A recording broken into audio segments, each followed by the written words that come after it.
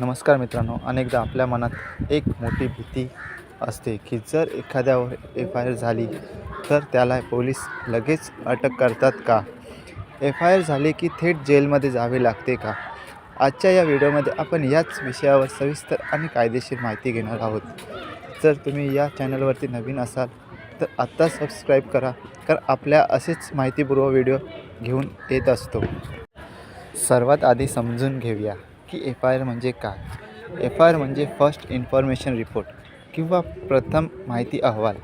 जेव्हा एखादा दखलपात्र गुन्हा घडतो तेव्हा पोलीस त्या घटनेची माहिती अधिकृत नोंद करतात, त्यालाच एफ-आय-आर म्हणतात. महत्त्वाची गोष्ट म्हणजे एफ-आय-आर ही केवळ तपासाची सुरुवात आहे, तो अंतिम निकाल नाही.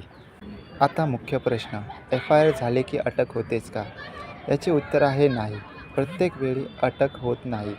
कायद्यानुसार गुन्ह्याचे स्वरूप पाहिले जाते. जर गुन्हा किरकोळ असेल, ज्यात 7 वर्षापेक्षा कमी शिक्षा आहे, तर पोलीस सर्वोच्च न्यायालयाच्या अनिश कुमार निर्णयानुसार तुम्हाला फक्त चौकशीसाठी नोटीस कलम 41A नुसार देऊ शकतात. मात्र जर गुन्हा गंभीर असेल, उदाहरणार्थ खून, बलात्कार, दरोडा, तर पोलीस विना वॉरंट अटक करू शकतात. आता एफ-आय-आर नंतर पोलीस काय तपास करतात? एफ-आय-आर नोंदवल्यानंतर पोलिसांची जबाबदारी ती तपास करणे ही असते.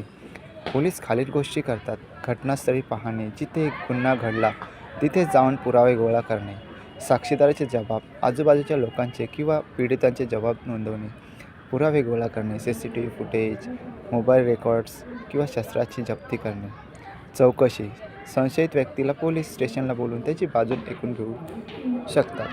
अटकेचे नियम आणि तुमचे अधिकार. जर पोलिसांनी अटक केलीस तर आरोपीला काही अधिकार असतात. अटक केल्यास कारण पोलिसांना सांगावे लागते.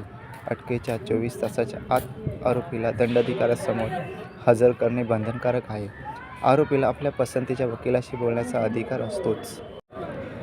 थोडक्यात सांगायचे तर एफ-आय-आर होणे म्हणजे गुन्हा सिद्ध होणे असं नाही किंवा थेट जेलमध्ये जाणे असे नाही.